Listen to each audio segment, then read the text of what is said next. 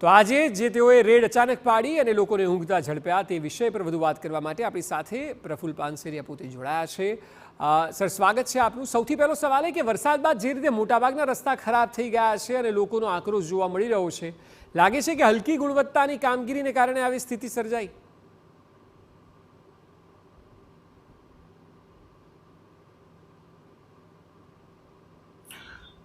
ચોમાસા દરમિયાન ડામર રોડ એ તૂટી જવાની ઘટનાઓ આપણી સામે આવે જ છે। ડામરને અને પાણીને વેર છે, પણ કંઈક અંશે ક્યાંક ક્ષતિ હોય એ વગેરે શોધીને એમને દંડ થવો જોઈએ એવું એ પુરામતનો એ તરફે જ છું। મારા વિસ્તારમાં આજે મેં રાઉન્ડ લીધો છે, જ્યાં વધુ પાણી ભરાવાના પ્રશ્નો છે ત્યાં રોડ તૂટ્યા જ છે અને એને અત્યારે ડામર પેચથી રિપેરિંગ કરી શકાય એવી સ્થિતિ નથી, કારણ કે શરૂ વરસાદે ડામર કરી ન શકાય, પરંતુ એમાં મેટલ નાખી અને મોટા ખાડાઓ છે પ્રાથમિક બેઝ પર લગભગ 24 કે 36 કલાકની અંદર અમે અમારા વિસ્તારની અંદર પૂર્ણ રીતે એને રિપેરિંગ કરી દઈશું।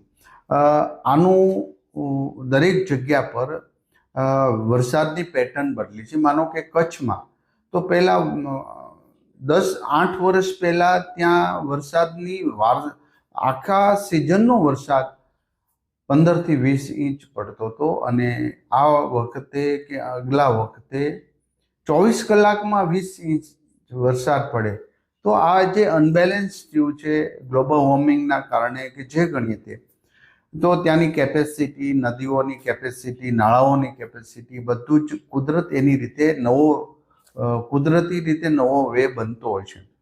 પરંતુ આ રોડના સમસ્યા માટે રોડ તૂટે છે અને દરેક વખતે ચોમાસામાં તૂટે પછી 1 વીક કે 10 દિવસમાં ગુજરાતના તમામ રોડો રિપેરિંગ થઈ જાય છે। ત્યારે મજબૂરી એ છે કે શરૂ ચોમાસું હોવાથી, વરસાદ હોવાથી આપણે પેચ વર્ક કરી શકતા નથી।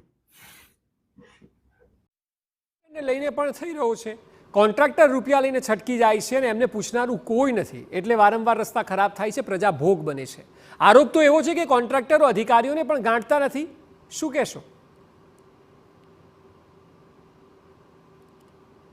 ટેન્ડરની શરતની અંદર આપ પણ જોઈ શકો છો, અનેક કોન્ટ્રાક્ટરોને પેનલ્ટી આપી છે, એની ડિપોઝિટ જપ્ત કરી છે। મારા જ વિસ્તારની અંદર રાજ હોટલથી વેલંજા સુધીના એક રોડ બાબતમાં 3 કરોડ રૂપિયા અમે એમની ડિપોઝિટ જપ્ત કરી લીધી છે।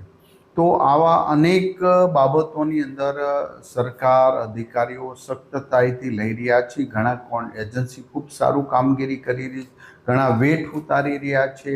તો આ બાબતની અંદર આવનારા સમયમાં પણ આની એક ચોક્કસ પ્રકારે એનું મોનિટરિંગ કરી અને કામ, માનો કે એક બ્રિજ છે 3 વર્ષથી આને ધોવાઈ ગયો અથવા તો તૂટી ગયો, એ તૂટી ગયા પછી પણ એની વિજિલન્સ તપાસ થાય એવું પણ પ્લાનિંગ થવું જોઈએ, કરવું જોઈએ। અને અમે એ બાબત એ મતના છીએ કે થવું જોઈએ, જેથી કરી કઈ એજન્સી હલકી ગુણવત્તાવાળું કામગીરી કે પાયાના બેઝ ઉપર આપણે ડટાઈ ગયું હોય, એ કામ વીક થયું છે કે નહીં એ પણ બહાર આવી શકે છે।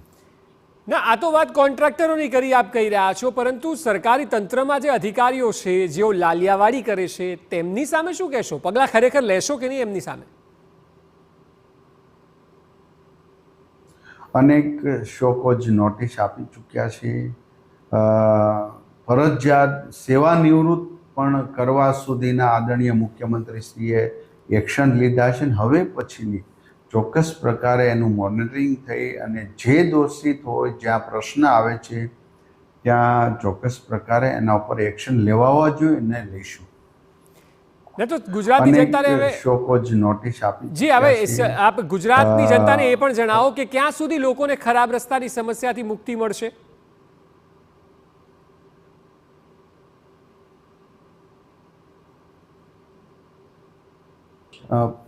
આ તો દરેક વખતે વરસાદ બંધ થાય અને મીડિયાઓએ પોતાનું કર્તવ્ય નિભાવી રહ્યા છે, આપે છે અમને જાગૃત કરો છો, એ વાત સાચી છે। અમને પણ ઘણીવાર આ પ્રશ્ન ખૂબ જ મગજની અંદર વાગતા હોય છે, કારણ કે અત્યારે આપણી મજબૂરી એ છે કે ડામર પ્લાન્ટ શરૂ નહીં કરીએ આ યુદ્ધના ધોરણ માટે આદરણીય ભૂપેન્દ્રભાઈ પટેલ સાહેબે આ એક આદેશ કર્યો છે કે જેમ બને તેમ જલ્દી રોડ રિપેરિંગ થાય, પણ વરસાદ રૂકવાથી 10 દિવસમાં દરેક વખતે મોટા ખાડા વગેરે શહેર હોય કે ગ્રામ્ય લેવલ એના રોડ રિપેરિંગ થઈ જાય છે. અને આ વખતે પણ વરસાદ રૂક્યાથી તુરંત જ તમામ પ્રકારના રોડ 10-15 દિવસની અંદર રિપેરિંગ થઈ જાય છે અને કરીશું. આશા રાખીએ કે આપ જે કહી રહ્યા છો તે ખરેખર થાય. 10-15 દિવસમાં ગુજરાતભરના રોડ રસ્તા સારા થઈ જાય. પ્રફુલભાઈ, આભાર TV9ને સમય આપવા બદલ. તો જે સ્થિતિ છે તેને લઈને તેઓ પોતે કહી રહ્યા છે કે 10-15 દિવસની અંદર રોડ બનાવી દઈશું. મીડિયા પોતાનું કામ કરે છે, સતત પ્રશ્નો બતાવે છે, ત્યારે અપેક્ષા એ રાખીએ કે જે આ બેનર લઈને ઊભા છે તેઓની માંગ સંતોષાય, કારણ કે આ સામાન્ય લોકો છે જે પરેશાન થઈ ચૂક્યા છે.